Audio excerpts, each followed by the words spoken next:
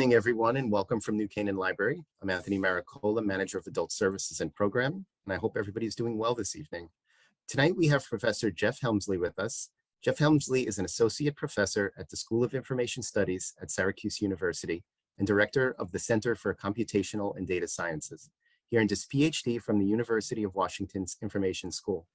His research is about understanding information diffusion, particularly in the context of politics and social media. He is the co-author of the book Going Viral. The book explains what virality is, how it works technologically and socially, and draws out the implications of this process for social change. As always, if you have questions for our presenter this evening, please use the Q&A feature that's located at the bottom of the screen. Professor Helmsley, welcome, and thank you so much for being with us this evening. The virtual floor is all yours. Thank you.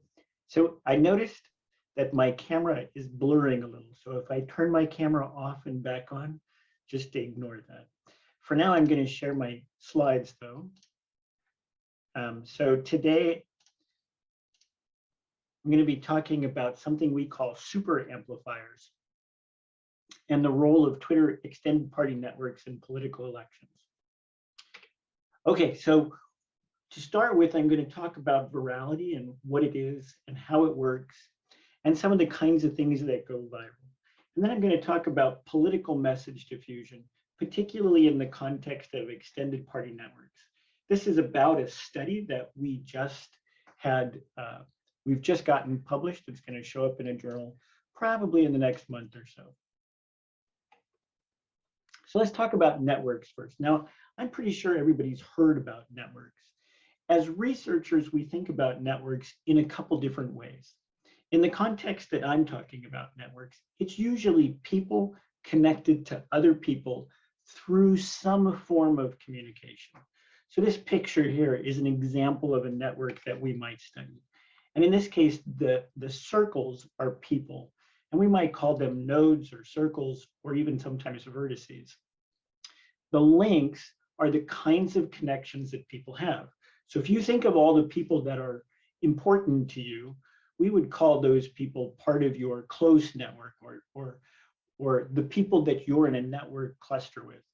And then you might think about a high school person that you knew that you're friends with on Facebook or something like that. And they're part of your network too, but they may not be a close connection. Now, the reason why networks are important for the study of virality is because that's where information flows. Let's say you pick up a news story. You know, you're reading something in a local newspaper and you want to send it to your brother or your sister or a cousin or something like that in another state. And so you copy the link, you put it in email and you send it. Or these days you can hit on your phone, you've got a button that says share this story with somebody else and it goes directly to them. That's how information spreads, right? We share stories with each other. Sometimes we tweet and then somebody else retweets it. That's also an information flow. And Twitter is actually a very important platform for politics. So is Facebook, but we have other social media platforms as well. LinkedIn is one example. There's many, many others. But another way that viral events happen is through people's email and any kind of way that you can send a message to somebody. And they're all connected through these social networks. Now, within social networks, some people have more links than others. It's really just like money. Some people are very rich and some people are not. And in fact, the number of links that people have or how many people that they're connected to in their network follows what we call the 80-20 rule. And that's the idea that 20% of the people have about 80% of the links. And about 80% of the people have about 20% of the links. So if you think about it, you all know people that are popular. You probably have friends who are very popular, or maybe you yourself are very popular. But it turns out there's very few popular people compared to people that aren't as popular. And that's just the way that it kind of works out in social networks. Okay, so some people have more links than others. And that becomes important because the number of links that people have is really kind of it sort of determines how much power they have in sharing information. Okay, so somebody like Katy Perry has 103 million followers on Twitter. That's a lot of people. If she tweets something, she has really great potential for other people seeing it. I only have 12 followers on Twitter, so when I tweet something, nobody notices. So most of us are in this 80% range down at the bottom. And I'm going to talk more about the importance of that group of people in a few minutes. But to start with, I want to talk about the people that are at the top. What we call them gatekeepers or hubs. And because they have so many followers, they have a disproportionately large effect on how information flows in social networks. We're going to call the people that are the 80% the crowd. Now, gatekeepers have some very interesting aspects to them. So in this very simplified picture of a social network, those red dots in the center, the very big red dots, those are what we would call gatekeepers. They're often connected to each other, but they're also connected to more people. The rest of the people kind of are in their little clusters. So these gatekeepers connect all those clusters together, but they also curate information. So if you're a gatekeeper, then you get to kind of pick. I want people to see this information, and I'm not so interested in sharing this information with them. And that's one of the things that gives them sort of information power. Now, an interesting thing about information flows on social networks is that it doesn't usually go very far. You know, if I tweet something, most people aren't going to retweet it. In fact, it's very rare that most content gets reshared. Most of the content that gets shared on social networks actually comes from established gatekeepers. For example, Fox News or the New York Times are two organizations that put out a lot of information, and the public shares that information in their social networks. But how far it travels tends not to be very far. And what I mean by how far it travels is, let's say I share something, and Anthony, our host, he retweets that tweet. And then somebody beyond him, somebody who follows Anthony, retweets the tweet that he got from me. That's a path. And in that case, there's three people in that path, me, Anthony, and whoever retweeted it beyond him. That's actually kind of a long path. Paths tend to be pretty short. Okay, so now we've got the crowd. And this is where virality happens, right? If you've got a gatekeeper like Fox News or the New York Times or CNN or whatever, and they're sharing a lot of information, it's also the case that the people in our close networks tend to have a very large impact on whether we as the public will share that information. So as an example, we all know somebody who knows more about some topic than we do. So for example, I have an aunt and she is kind of a fashion aficionado. She knows a lot about how to dress. In fact, she's always telling me to do it better. But the point is that we all know people that are kind of experts in a certain space, and we lend them credibility. And so those people tend to be what we call opinion leaders in our clusters. And they influence the kinds of things that we share. So if my aunt shares some information about fashion, then because it's her and I trust her opinion, I might be more likely to share it. There's all sorts of contexts within which this happens. Politics is certainly one of them. We all know people that are more engaged in politics than other people. And some of those people, we even trust their opinion. And so if they say somebody's a good candidate and they're retweeting a candidate's tweets, then maybe we'll retweet them because we trust the people in our close networks. But what about the middle? What about the people that are kind of in between the crowd and those top gatekeepers? It turns out that these, what we call middle-level gatekeepers, tend to be very, very important in the flow of information. In fact, we've even kind of quantified a range of the people that we think of as in the middle. For the sake of this discussion, we can call them middle-level gatekeepers, or we could call them influencers, though that's a strange term, and I could get into why later. But for the sake of discussion, we could say anybody that's got between, say, 1,500 followers and 25,000 followers is in this range of what we call a middle-level gatekeeper. These middle-level gatekeepers, in part because there's more of them, they tend to actually be more influential than top gatekeepers in terms of the flow of information.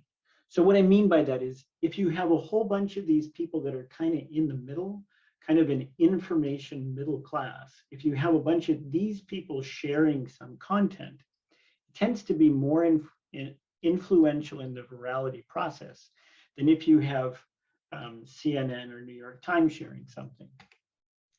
There's more of them, and interestingly, the people that followed the people in the middle actually are the people that are the most engaged in social media, right? People that are just barely engaged or a little bit engaged, they only tend to follow the high-level gatekeepers or their nearest friends.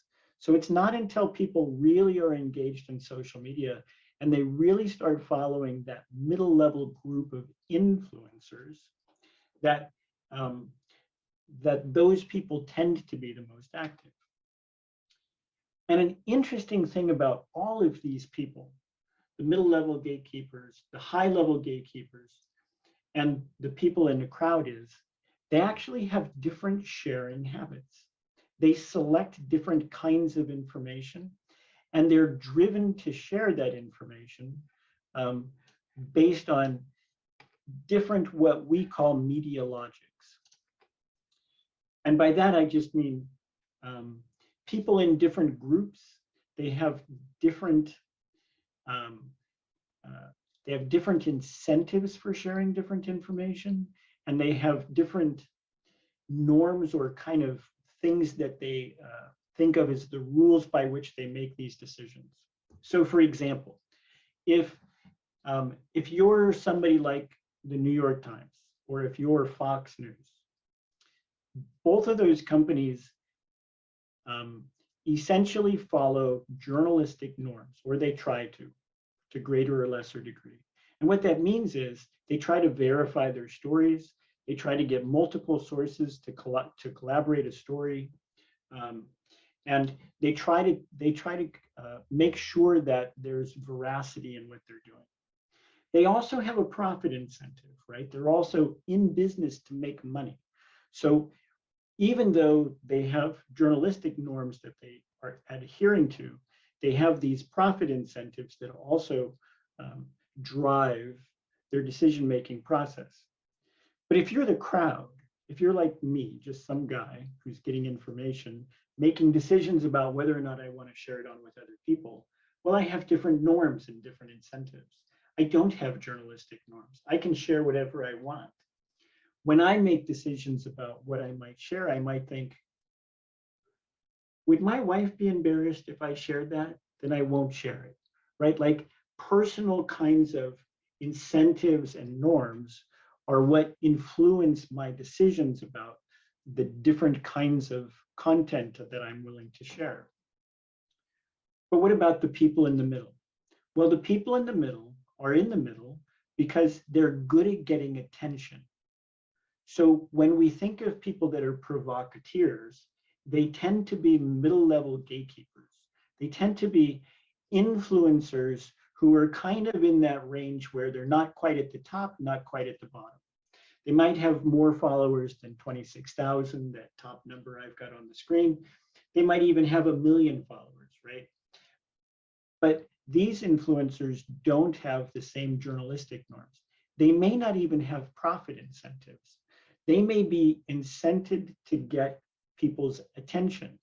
And so they might share things in the hopes that it just gets people's attention. Now, certainly we have platforms that monetize attention, right? If you get enough followers on YouTube, then you actually can get money for people clicking on ads or viewing things or whatever. So, you know, attention and money can go hand in hand. Okay, so I mentioned different agendas and profiteers.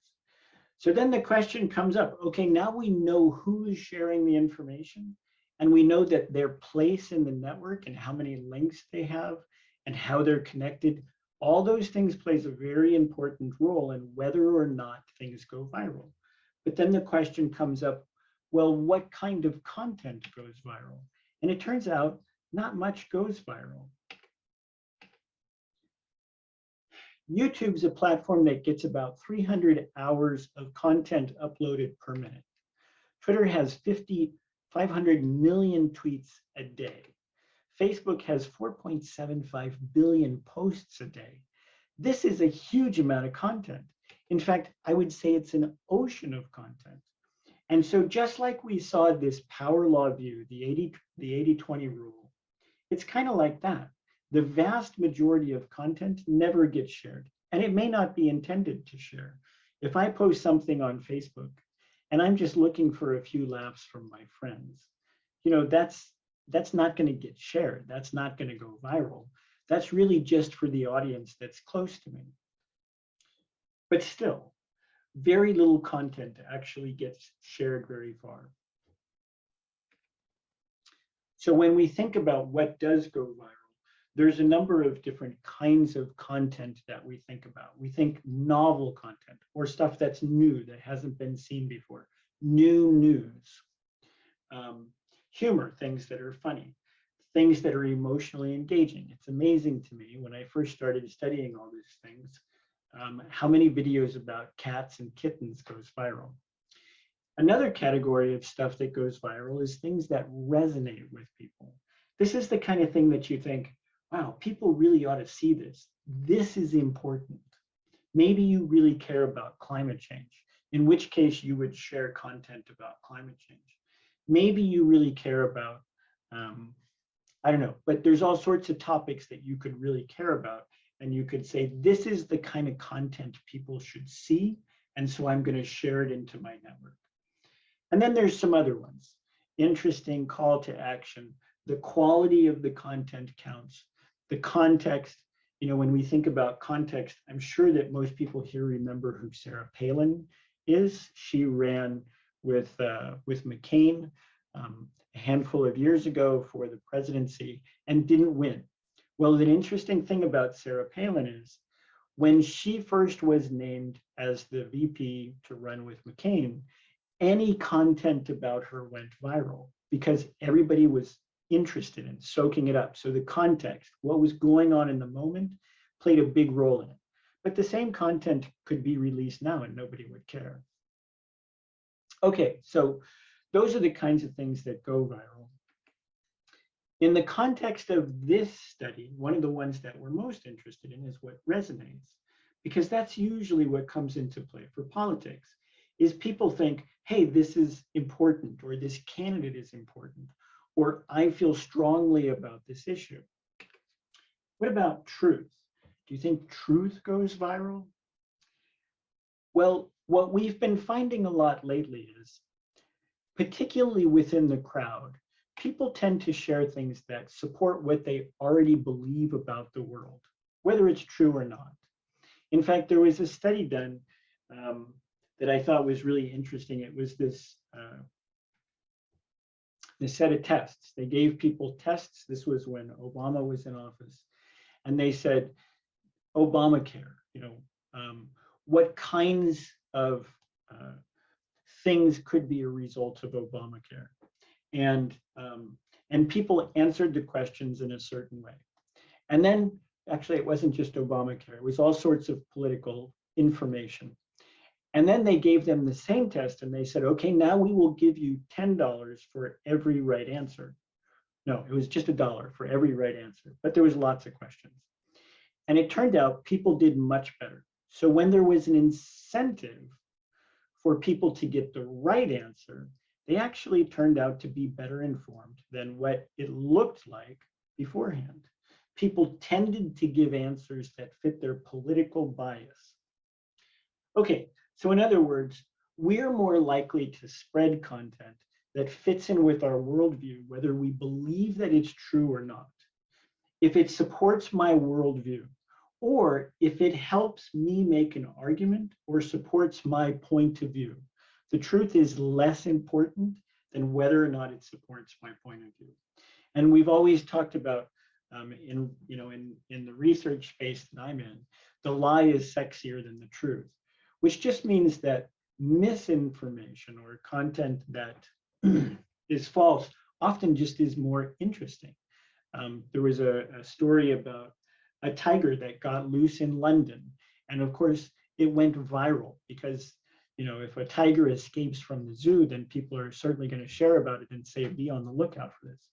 Well, it turned out that there was no tiger that was loose. Somebody just posted a picture and it went viral. But when the zoo said, hey, all of our tigers are here, we counted them, you know, we've got all of them, there's nothing to be alarmed about, that didn't go viral. Okay, so this brings us to the election, the 2016 election, and why I was just talking about you know, content, truthful content going viral or not. If we remember the 2016 election, there was a lot of talk about fake news. There was a whole lot of stuff going on Twitter, Facebook, and YouTube. People were complaining about incivility, right? Like for some reason, suddenly it seemed like the internet was a much nastier place to be. People were, you know, openly attacking others. There was a lot of conspiracy theories going around. There was a lot of trolling. We heard about Russian troll farms coming in and trying to influence the political conversation in the United States. So there was lots and lots of stuff going on. And then in 2017, I remember I was reading Politico, and I read this story called The Secret Twitter Rooms of Trump Nation. It was a fascinating story. The author of the story had interviewed a lot of people on Twitter after he noticed that these people were doing things like they were, you know, it was the same group of people and they were attacking certain people who had political views that were different than their own. They were amplifying Trump tweets. Anytime Trump would tweet, this whole gang of people, they would retweet. And they'd often retweet over and over and over again, right? That's a kind of false amplification of the signal. Why would you do that? Well, one of the reasons why you might do that is because if Twitter sees that a whole bunch of people are retweeting a tweet, they might think, hey, this tweet is important, and it will elevate its status in Twitter, and Twitter will put it higher up on people's feeds with the idea that more people will see it. Of course, at this point, Twitter is wise to this, but certainly in 2015 and 2016 and 2017, people believed that more of that kind of gaming the algorithm would work. But this study got us very interested, or this talk, this news article got us very interested in thinking about the people that are doing these coordinated political efforts. One of the things that we wanted to know is, okay, if these people are grouping together to try to game the social media platform's algorithms, or to try to get more attention to a candidate's tweets, are their efforts actually making a difference? Do they really amplify the candidate's message? And one way we can check that is we can say, well, is anybody listening, right? Does anybody retweet the retweets? But more importantly, does it reshape the network? See, one of the things we know about, when you get retweeted a lot, you will get more followers. So the more content you post on social media, the more likely you are to get noticed, the more likely you are to get noticed by people who think your content is interesting, and that those people will then follow you. Well, that actually changes the structure of networks. Anytime somebody new follows you, it has a small but important effect in the network of making the network more dense with links. There are more pathways by which information can flow, and that becomes important for virality. So these are the things that we wanted to test with our study. And so this is going to be, the rest of the talk is kind of a deeper dive into this study. And the title of this study is Super Amplifiers, the Role of Twitter Extended Party Networks in Political Elections. So I'm the principal investigator for the study. And then I had 4 PhD students, Nara Yoon, Alexander Smith, Ellen Simpson, and James Eakins, all working with me on this study. All right, so there's a lot of different ways that we think about networks. You've probably heard before that, you want to work your network to get a job, right? And that's just the idea that you've got friends or you've got acquaintances or you've got, people in certain positions and maybe in powerful positions that can help you achieve your goals in life. So that's what networking is. And that kind of exploits the idea of our social networks and the kinds of people that we're connected to. Well, in the area of political election research, there's this concept of a networked campaign model. And it's basically leverages that kind of idea of a network, is that people know people and they use those connections to get resources for a campaign.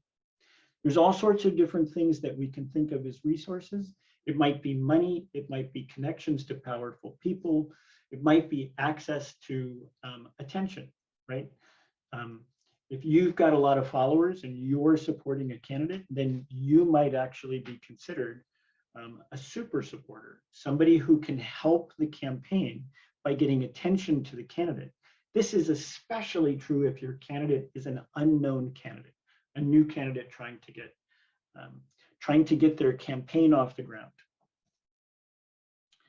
So, so one of the key things about this networked campaign model is the more they study these networked campaigns that use social media, that use any kind of network they can leverage to get resources, is that they put up a kind of a show of interacting with the public while actually being very controlled about their interactions, right? They might look like they're really listening to the ideas of the people in the network, when in fact they have their own agenda and they're just kind of trying to keep the network productive.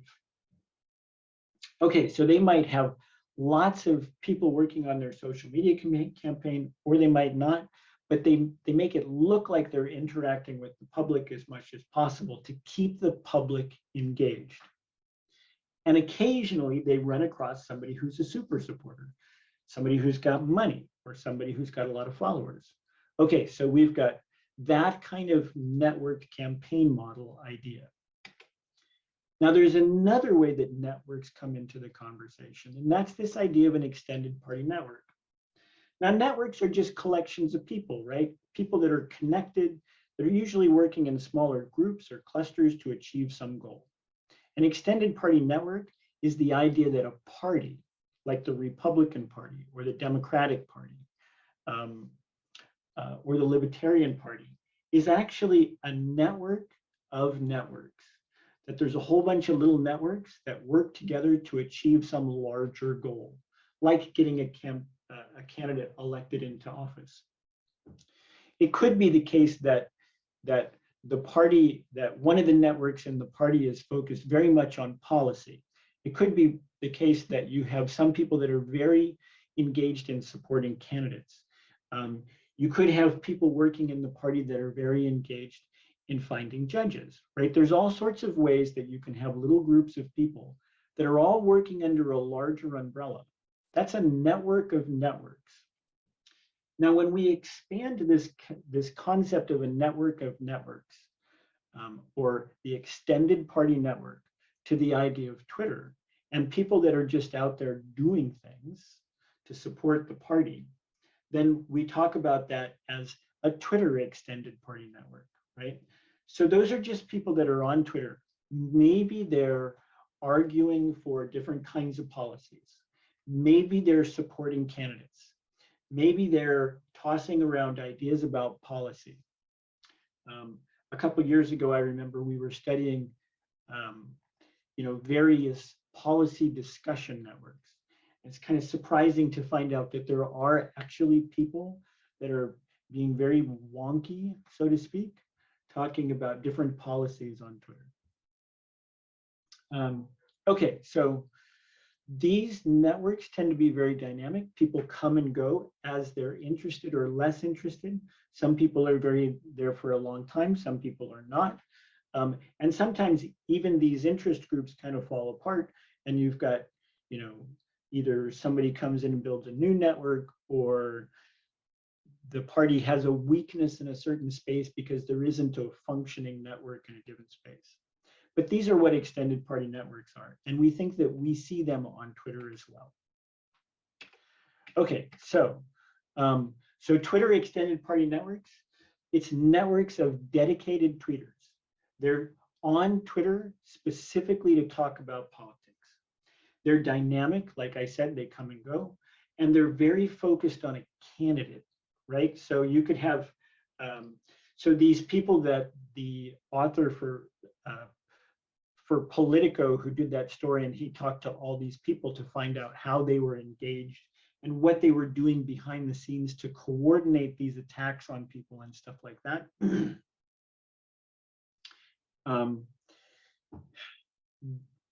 Yeah, so they're very focused on a candidate. Now, we think of these people, some of these people, as super supporters because they're engaged in these amplification efforts of a candidate's message. In fact, we call them super amplifiers. And there's two categories of behavior that we see as indicating that somebody is a super amplifier. Either there's somebody that retweets 50% or more of a candidate's tweets. That means you've got to sit there and watch Twitter and see when the candidate tweets, and find all their tweets and retweet many, many, many of them. There's not a lot of people that really fall into this category. Then the other category is people that double retweet a candidate. There's lots of reasons why this happens. But if I tweet something and Anthony retweets it, maybe he accidentally hits the retweet button twice. And so it looks like Anthony retweeted me twice. That's one way that can happen. Another way it can happen is a politician, and this happens reasonably frequently, a politician puts out a message, people retweet it, and then later somebody goes back and says, hey, I remember when the politician said this, and they retweet it again. So in the first case, when Anthony retweeted me twice, those two things happened very close together in time because one was an accident. In the other case, there's usually a long lag. Somebody retweets somebody, and then they go back, they hunt down, they find that tweet, and they retweet it weeks or months or even years later. Ted Cruz is famous for saying things and then later being shown that he said something that now he's saying something different about. There's plenty of politicians like that, and plenty of cases where people do exactly that. But there's another interesting case where double retweeting happens. Okay, let's say a candidate tweets, and Adam retweets that candidate. And then we see that Bob retweets that candidate. And then we see that Bob retweets Adam, who retweeted the candidate.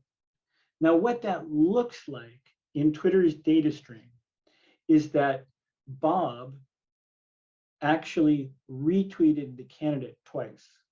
Not that Adam retweeted the candidate twice. Because if Bob is retweeting Adam's tweet, then he's taking the candidate's tweet and tweeting it again.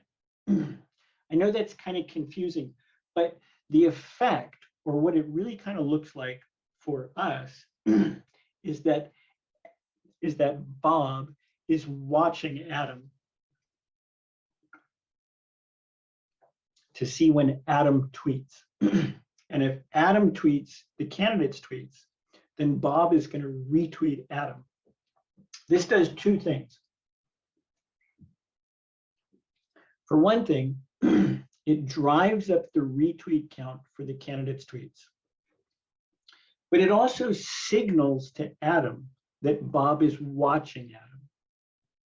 Now, it could be the case that Adam and Bob had a back channel conversation, and they both decided that they wanted to promote the candidate's content, in which case they would agree in advance that they would retweet the candidate and retweet each other so that it looked like there was many more tweets than there might otherwise be for the candidate, in the hopes that that gets Twitter to, to make the candidate's tweets look more important. So this implies, when we see this in the data, it implies a kind of coordination between these groups of actors. So this is one way that we can see those coordinated party efforts. So our research questions are very specific about these super amplifiers. So we have this idea, are super amplifiers who retweeted more than 50% of a candidate's tweets, does that amplify a candidate's message beyond just the number of times that a super amplifier retweeted a message? In other words, if Anthony retweets me twice and I only get 2 retweets, then those tweets didn't go anyplace. But if Anthony retweets me twice and then 2 other people retweet me afterwards, then it could very well be the case that Anthony's tweets had an effect of getting me more retweets. Now, super amplifiers who double retweet a message, that was that case. The other cases are the 50%. So I just described the double retweet, but the other one, the previous one, is if people retweet candidates a lot, will that have an effect? And then there's some other things that we're interested in, and I probably won't have time to get too deep into them, but there's these ideas about the structures of the networks, right? We talked about these extended party networks. Well, let's suppose I have a bunch of different candidates, then I can build these extended party networks for all the candidates. And then we can say, well, what do the networks look like? Do people follow each other in those networks? That's what reciprocity is, that word on the screen. Or is there a correlation between the number of double retweeters and the reciprocity score, which would kind of indicate to us that those double retweeters are talking to each other behind the scenes. So this is what we did. So I work in a research group, and we've been collecting social media data related to elections since 2014. Now, we could have done this analysis for presidents, but we wouldn't have had that many extended party networks, and it wouldn't have given us very much statistical power in our analysis. So instead, we decided to look at the Senate candidates in the 2018 midterm election. There were 66 candidates that were running for elections. There was a total, I think, of 36 races. And so with 66 candidates, we ended up with a total of 23,000 retweeted tweets. In other words, these were tweets that the candidates themselves posted that got retweeted. Now, of course, you have people in different states. You have different senators in different states. There's different levels of people engaged in Twitter in different states. So that means each one of these networks or groups of people that retweeted candidates, had different numbers of people retweeting them or even following them. Many Senate candidates in many states really aren't paid attention to a whole lot. And some are paid attention to a whole lot. This might surprise you, but in the 2018, the candidate who got the most attention on Twitter was Beto O'Rourke from Texas. Okay, of those 23,000 retweeted tweets, we didn't include in our analysis tweets that didn't get retweeted by candidates. There were over 6 million, almost 7 million total retweets. In other words, the public retweeted those 23,000 tweets many, many times. Now we can collect not just the retweets, but who retweeted those messages. And from that, we can build networks. In our networks, so let's take Amy Klobuchar and Ted Cruz. In these pictures of networks, what we're looking at is people that retweeted those candidates. Now we throw away people out of the networks that only retweeted a candidate once because they're clearly not super engaged. In fact, we actually decided to have a cutoff across all the candidates of only including people who retweeted a candidate at least 10% of the time. In other words, for somebody to be included in Amy Klobuchar's extended party network, they would have had to retweet 10% of her tweets or more.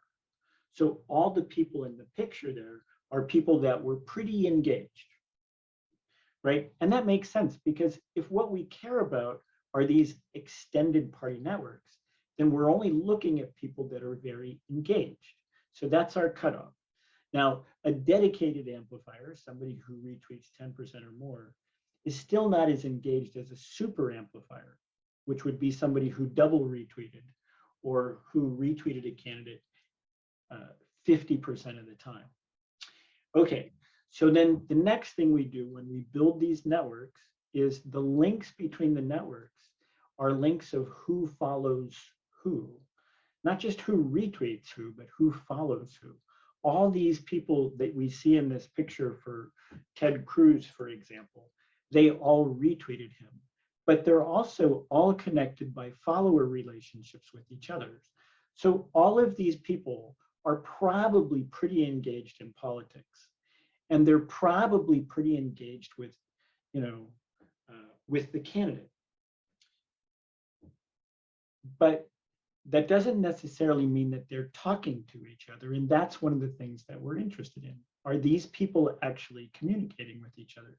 And if they are, is their retweeting activity having any effect? In other words, causing the candidate to get more retweets than they would otherwise get, or having the candidate get more followers at the end result. Okay, so now some candidates don't tweet very often.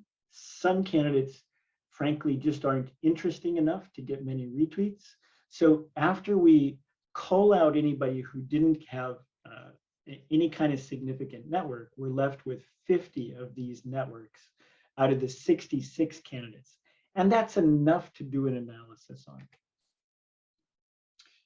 Along the way, we identify all the people that we considered super amplifiers in those networks, and then we calculate network statistics. To do the analysis, we do regression and correlation analysis. Now, I'm going to avoid going into details about the statistics, but I'm happy to answer questions about that later. And then kind of as a side note, there's this concept of bots or automated accounts on Twitter, that could be faking people. And I'm not going to mention that much now, other than to say that we did include some work in that in the analysis, and I'm happy to answer questions about that. So, like I said, I'm not going to go into too much detail about what all this means. This is the regression results. And like I said, I can provide detailed conversation about this.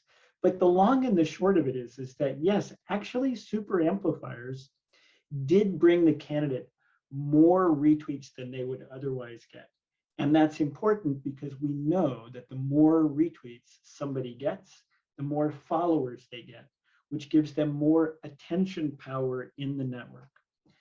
We also found that in these networks, when people shared what we call a reciprocity link, in other words, I follow Anthony and Anthony follows me. Remember, on Twitter, Anthony could follow me without me following him, or vice versa.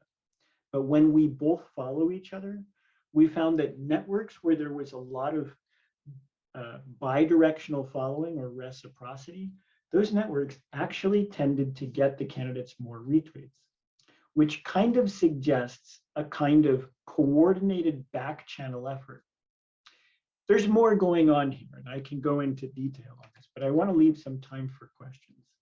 I guess the other thing I'll mention is that, what we found is that these super amplifiers, in a way, when I first started this study, I thought, hey, this is cheating. These people are just inorganically driving a candidate's message to try to get more attention for the candidate. But isn't that what we do in politics? We pick a side, and then we try to help that side however we can. That's what these people are doing. They're boosting the message. And it turns out that they are kind of influential. They do get the candidate more attention than they would otherwise get the candidate. Many of these people that are engaged in this activity of driving messages, we might consider them as influencers or opinion leaders, right? Like they actually tend to be a lot of middle-level gatekeepers who are very engaged in politics and very driven to help the candidate. And like I mentioned, reciprocity tends to be important. And that kind of means that the more connected these networks are, the more effective they are at getting the message out. Okay, that's what I've got tonight. I look forward to any kind of questions you've got. I'm gonna unshare. Should I unshare my screen or leave it? I guess I'll leave it up in case somebody has a question about a particular slide. So I'm watching the question and answer window.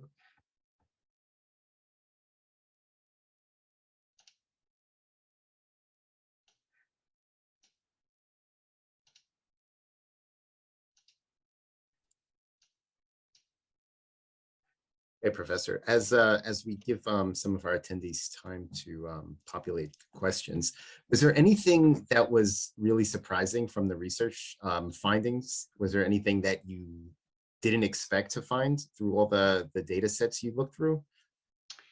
Yeah, there were a couple things that I thought were interesting. So, you know, because we did this for so many candidates, we could compare how the networks looked for conservative or Republican versus Democrats. And the Republican networks tended to be more centralized, right? So there was like one person running the show, or a very few people running the show, whereas the liberal networks had networks that were more diverse, that had, you know, ideas and conversation and stuff coming from more different angles. It turns out that the more centralized networks tended to be a little worse when holding everything else constant at getting a candidate more attention. But overall, there was no difference in which side got more attention, because the Republican networks of this coordinated activity tended to be slightly larger. So there's a question, did the research include Russian bots, or were the amplifiers domestic? That is an excellent question. So it turns out that we didn't actually look at Russian bots per se. We did actually run some analysis to see if we could figure out how many bots were in our collection. And we think that the number is probably less than 1 or 2%. So it's a fairly small amount. Now, remember, we're looking at Senate races, and we looked at Senate races specifically in part because we thought that the data would be less kind of polluted with automated accounts. If this was a presidential election, we would expect to find lots and lots of bots and people like that. So we actually suspect that the networks we were looking at were very predominantly domestic actors. Do we have any information on which party is more astute at utilizing super amplifiers? No, but that's an interesting question. That would actually require us to go talk to campaigns. Researchers do that all the time. So we could do that. We could say, who are you reaching out to? But we suspect that it goes back and forth. So in 2000, the Dean campaign, which you might or might not remember, he was a Democratic candidate a long time ago, running for president, was a very successful and strategically astute candidate for using the internet for campaigning. And he was a Democrat. And then the next year, it kind of looked like the Republicans got better at it. And then the next year, you know, and on and on and on. So like Obama was famously great at it. But then came Trump, and it turns out Trump was really, really good at using Facebook's targeting data to target different groups of people. In fact, we actually got that data from Facebook and are sifting through it right now. So it goes back and forth. It's not, but I can say they have different characteristics. Like the Republicans tend to be more top down, and the Democrats tend to be more decentralized. Are there differences in retweeting in different parts of the country? Well, yes and no. It turns out that the more populous a state is, the more people are on Twitter. And the more people that are on Twitter, the more engagement there is. So for example, Texas, New York, California, you know, those are the states that actually have the biggest populations, well, and Florida. And so those are the states where there tends to be the most activity. Texas, where we had Cruz and O'Rourke running against each other, probably had the most tweets as a state, because Beto was actually such a popular candidate. And actually, his extended party network was one of the largest extended party networks. So it's hard to really say were Republicans better or worse. I think it has a lot to do with how much excitement there is around a candidate. Can you gauge the actual impact on the outcome of elections? No. I mean, I'd like to, but there's so many different factors that go into elections that political scientists have long been leery about people who say they can predict an election. And lots of studies have said, you know, lots and lots of researchers have said, we can predict the results of the election using Twitter. And their studies never work. It just doesn't work. Twitter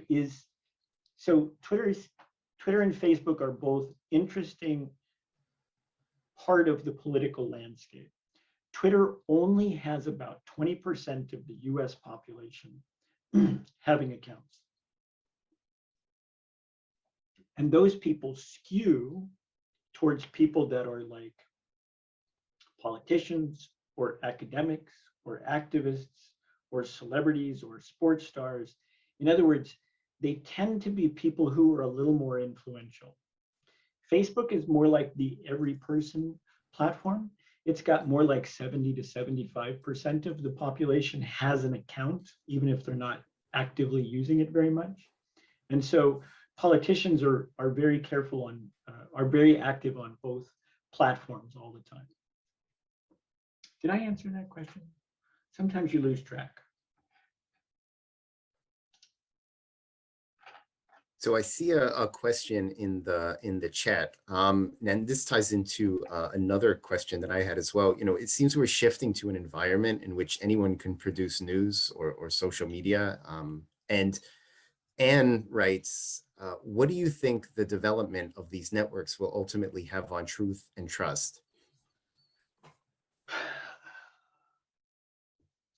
Yeah, this is a sticky question. You know, as a country, we value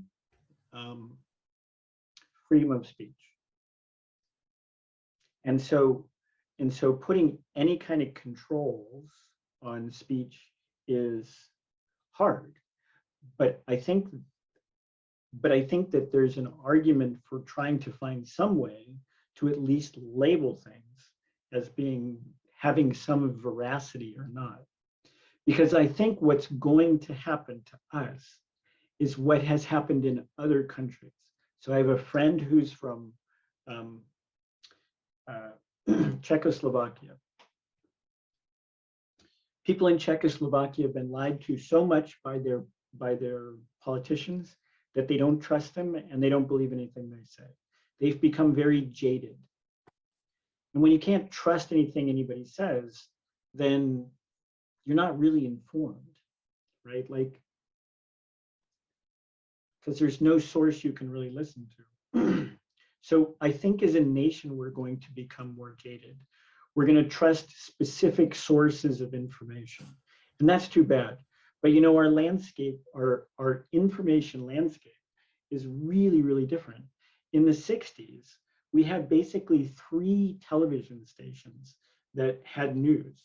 And so we as a nation had a collective story, right? We all knew the same news because there were only 3 stations and they tended to tell roughly the same story. So what's it going to be like in 20 years from now? I actually worry about it. I'm one of those people that thinks our democracy is at risk for a number of reasons. But one of the main ones is because there are people out there that are driven by profit to provoke anger because anger sells. And in the process of provoking that anger, they create an environment that is us and them, right? We have liberals and we have conservatives. Instead of having Americans, we've got liberals and conservatives. We're against each other instead of drawing together to be, I don't know, I don't think it'd be great for us to be against a whole bunch of other people, but I'd rather see us be against Russia or China than against each other. But it's profitable. It's profitable to get people angry because then they tune in again and again and again. Now, is there anything we can do to protect ourselves from some of this misinformation? You know what I tell my students is check multiple news stories. A fascinating exercise is to get on Fox News and CNN and the New York Times and read the same story, right? So there's a fire in the Bronx. How is CNN reporting it? And how is Fox reporting it? And what you'll start to see is both sides spin the story with value-laden statements. The truth is someplace in the middle. So in my own checking things out, the 2 news sources that I tend to trust the most are Associated Press and Reuters. And the reason why is because they seem to have the strongest journalistic norms of checking the stories. So if you read Fox and then you read the New York Times and then you read Reuters, you're going to find the truth in there someplace or something like the truth. As humans, we will still pick what we want to believe, unfortunately. So when we had the notion of free speech as unassailable, we still believed in the ultimate value of truth. It seems that all of these networks are solely interested in opinions. Opinions are not about the truth or trust. Yes, I agree with you. We have what we would at one point call provocateurs or call, I forget the word I'm trying to think of, but you know, we have these people that are that sell their opinion. So like Tucker on Fox is an example. There's plenty of them, Rachel Maddow. So, but that's not news, right? That's just somebody putting out their opinion about something. And so I think what we don't have and what we don't teach our kids is how to tell the difference between news and opinion. And that's unfortunate. I think that probably would help a lot. I guess lastly, what are you working on next? Are you continuing with this? What other research projects are you working on? Yeah, one of the things we want to do is look a little deeper at these networks, these extended party networks. Because we have the data, we can kind of characterize to some degree the people in the networks. We actually don't have information about the people, so we can't do much there. But what we can do is we can see how well they're connected in the network. And then we can make statements about whether or not there's different network structures that tend to drive these kinds of political behaviors. Wonderful. Well, thank you so much for being with us tonight. Gave us a lot of information, and I think a lot of us didn't know how deep some of these networks go into social media. So I thank you for being with us tonight. Thank you.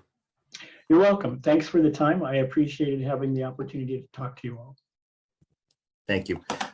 Professor, have a wonderful evening. Everybody who attended as well, New Canaan community, please have a wonderful evening and stay safe.